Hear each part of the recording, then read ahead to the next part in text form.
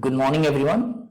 I am T. Dube and I am explaining my book as you can see on the screen, Objective English Easy to Hearts, Part 1.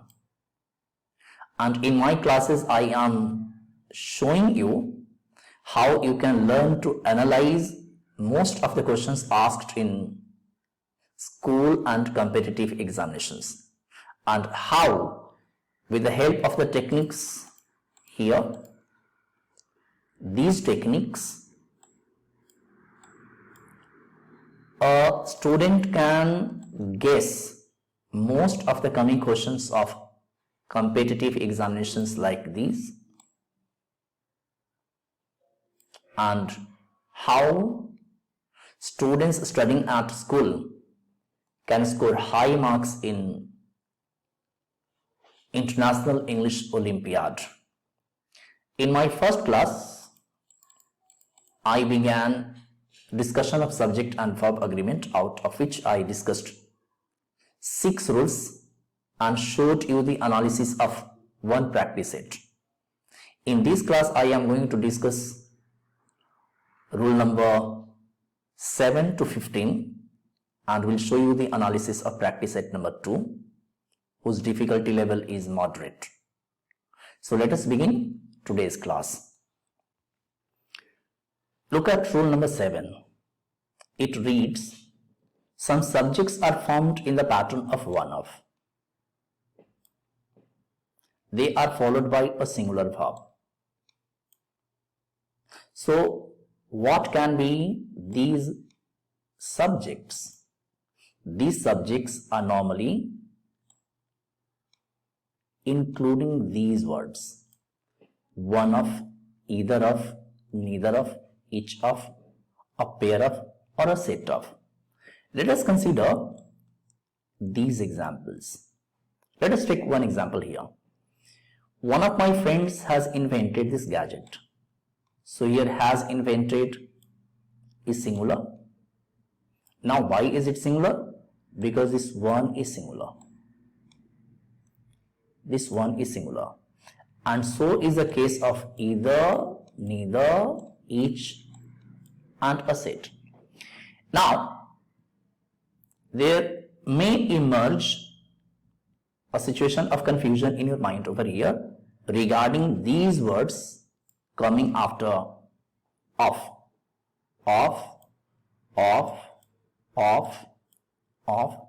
and you can see, if you look at these nouns or pronouns coming after this preposition, all of these nouns or pronouns are plural in number. Note down this point so that you may not have confusion regarding these nouns. A noun or pronoun coming after a preposition, for example, these nouns are coming after of, and of is a preposition. So you have to understand that a noun or pronoun coming after a preposition is called the object of that preposition. And the object of a preposition can never act as the subject of a finite verb. Please note down this point. Therefore, you do not have to think what is coming after preposition. Hope this concept is clear. Moving on to rule number 8. When two nouns or pronouns are linked by either or, neither nor or, not only but also, the verb agrees with the nearest subject. Now what is this nearest subject? Let me explain. Look at these examples. Either Ramesh or his friends are to be blamed. So here are is coming after his friends. So because these conjunctions are working in pair, you can see, so you have to see the second part of the conjunction and the following noun. If the following noun after the second part of the conjunction is singular, the verb will be singular, and if it is plural, the verb will be plural. So you can see this is plural, businesses is plural, and here also her parents. But if I put a singular noun over here, the verb will become singular. Hope this is also clear. Moving on to rule number 9. It states when two nouns or pronouns are connected with as well as these verb, as well as, along with, in addition to, other than, besides, the verb agrees with the first subject. What does it mean? Let me show you through the help of these examples. Consider these examples. Vyom as well as his parents was with us. Priya along with her friends has gone shopping. Hard work in addition to knowledge gives results, and no one other than you is willing to stay back. So these subjects that I am encircling, these subjects are the first subject because they are coming before these connectors. So you have to see that verbs are in agreement with the first subject. It means if in place of Vyom I write Vyom and Ravi, so it will become plural. So it has to be kept in mind. Number 10. It states when all of, some of, most of are followed by a plural noun or pronoun, the verb must be plural. Why? Let me explain first. Look at these examples. Here all of, some of and most of are being followed by plural noun or pronoun, as you can see in this case. Ideas, my friends, our country's farmers, all are plural. So these words all, some and most are indefinite pronouns, and these pronouns are coming for these nouns. So because these nouns are plural, these pronouns also become plural, and because these pronouns become plural, therefore the coming verbs are plural. But keep the note in mind. But when all, of, some of and most of are followed by an uncountable noun, the verb is in the singular. Here the same rule applies. All, some and most are being followed by uncountable nouns. As you can see here, they are being followed by uncountable noun. Income, Jharkhand score and time are uncountable nouns. So because they are uncountable nouns, these pronouns are becoming uncountable. Therefore, the verb is singular. Moving on to rule number 11. Rule number 11 states a number of, small number of, a big number of, a large number of, an enormous number of, any number of are followed by a plural noun. So I think it's very, very clear. Here the subject is a number of problems, a large number of fish. Therefore, the following verbs are plural. Keep it in mind. But there is an exception to this rule. If the number word is preceded by the definite article the, then it becomes a singular subject, and therefore the verb is singular. So this needs to be kept in mind. Now, in our analysis in the first class, I showed you that many, a great many, the many are followed by a plural noun plus a plural verb. But many takes a singular noun and a singular verb. Example, you can see many mistakes, verb is plural. A great many people, verb are plural. But in case of many a soldier dies for this country every year, so here this determiner many a makes the subject singular, therefore the following verb is singular. Moving on to rule number 13. Rule number 13 states a little, a bit of, a great deal of, a large amount of, a large number of are followed by an uncountable noun and a singular verb. Let us understand with the help of the given examples. Let us consider these examples. A little knowledge is a dangerous thing. So here a little, a bit of, a great deal of, a great amount of. Actually these are determiners, and these determiners come before uncountable nouns, and I have already explained that uncountable nouns are singular in number. Therefore the following verbs should be singular. Now moving on to the last rule for this class. Look at rule number 14. Two phrases linked by and. Take a plural verb, because when you are connecting two nouns, then those two nouns become a plural subject. For example, Raju and Mohan are school days friends. So here Raju is one person and Mohan is another person. Therefore they are becoming a plural subject. The following verb is plural in that case.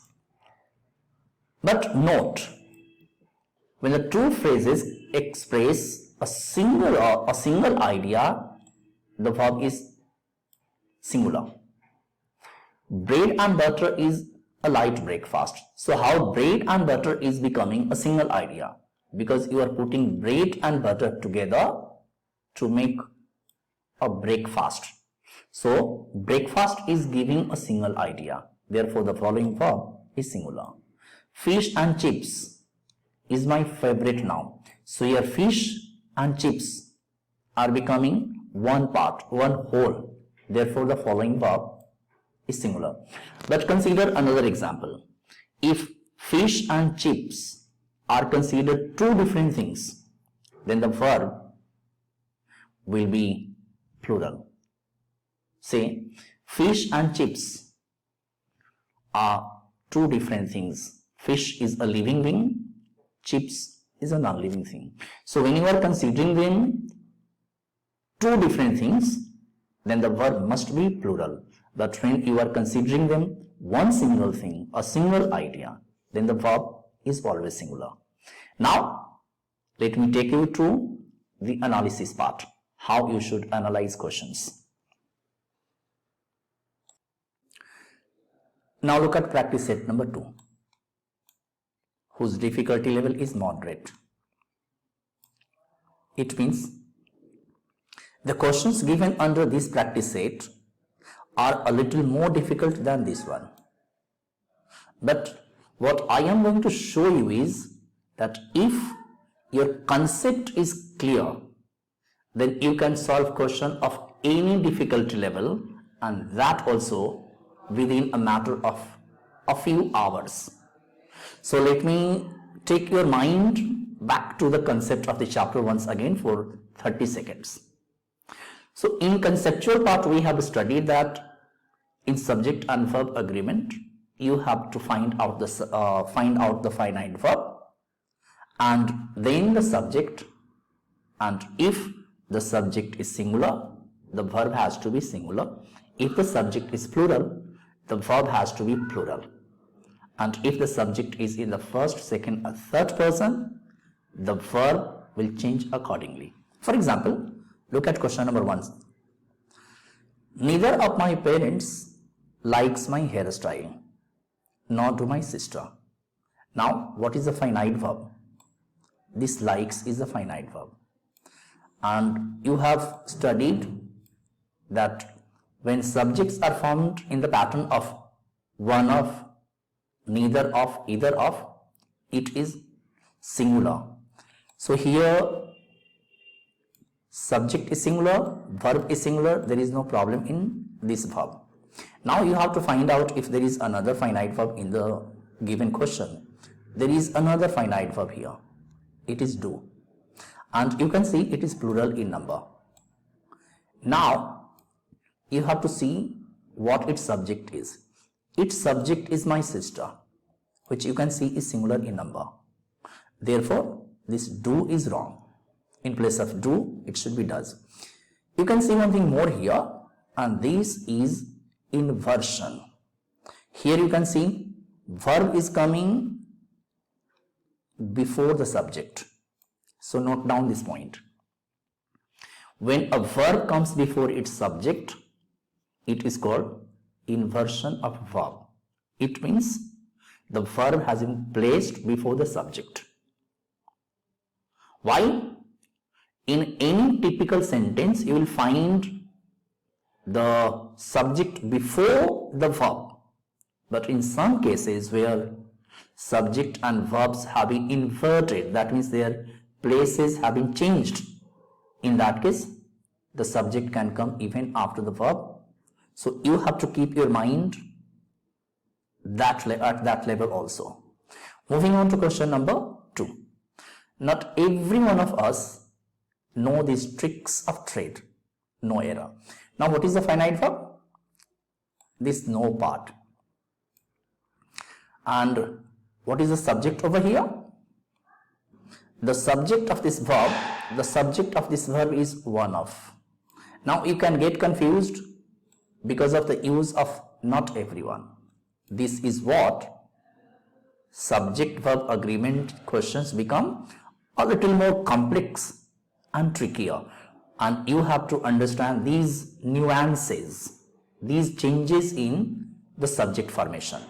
Now, so you can see that one of, and you have studied that one of is singular, therefore the verb should be singular. So here in place of no, it should be knows. Moving on to question number 3, you can do it on your own now quickly. Hardly a day go by without my thinking of her. So here this go is a finite verb and it is plural, and this noun, a day, is its subject. So subject you can see is singular, and you have studied that verb changes according to the subject. So it should be goes. Moving on to question number 4. The trousers you have put on needs to be washed. Now here you think a little. There are 2 finite verbs, have and needs. Now you will have to find out the subject of each of these verbs. The subject of this verb is you. But what is the subject of needs? And here needs is singular, as you can see. Subject of this verb is trousers word. Trousers, if you have studied, if you remember the first class in which I have explained that there are some nouns like trousers, jeans, pants, congratulations. These nouns end with s and are plural. So here trousers word is plural and verb is singular. Therefore problem is there in the verb. It should be need. Moving on to question number 4. Question number 5. What is those people doing there in our garden?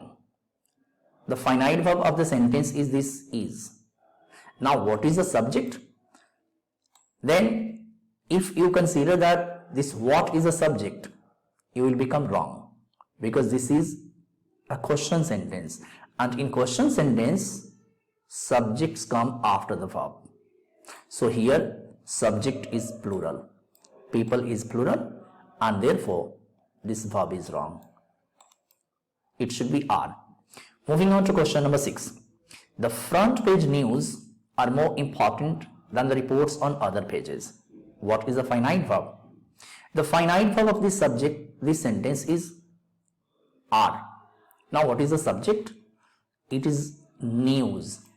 And we have studied in one of the rules in our previous class that news, innings, these words ending with s are singular in number and take a singular verb. So here this are is wrong. In place of are, it should be is. Moving to question number 7. Question number 7 tells us some 50 head of cattle was driven away from the paddy field. The finite verb of this sentence is was driven. And you can see this verb is singular in number. Now let us find out the subject. In the first class, that means in previous class, we have discussed that cattle word is plural. So here subject is plural, verb is singular, and you know that verb changes according to the subject. So cattle is plural, therefore it should be word driven. Moving on to question number 8. Domestic poultry is now being raised even by well-to-do families. So here finite verb is this word is, and you can see this verb is singular in number. Now let us find its subject. Subject is the word poultry, and in our previous class we have studied that poultry, peasantry, people, police, these nouns are singular in number, are plural in number, even though they do not end with ses. So here poultry word is plural and its verb is singular. So problem is there in the verb. So in place of is, it should be are. Moving on to question number 9. Now court summons are being sent against those who violate traffic rules more than once.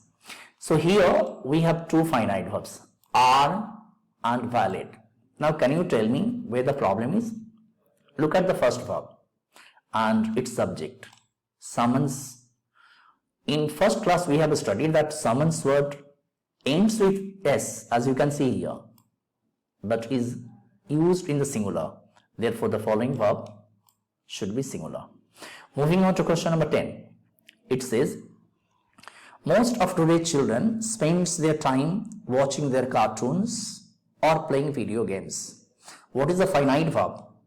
It is the word spends, and spends is ending with s, therefore it is singular. What is the subject of this verb? It is the word children, and children word is plural because child is singular and children is plural. Therefore problem is there in the verb, so it should be spend, because when a verb ends with ses, it is singular in number, and when it is without ses, it is plural in number. And these are the answers that I have given, and below answers you will be getting conceptual explanation of all the questions that are given. But the explanation that I am giving you means to show you how you should analyze.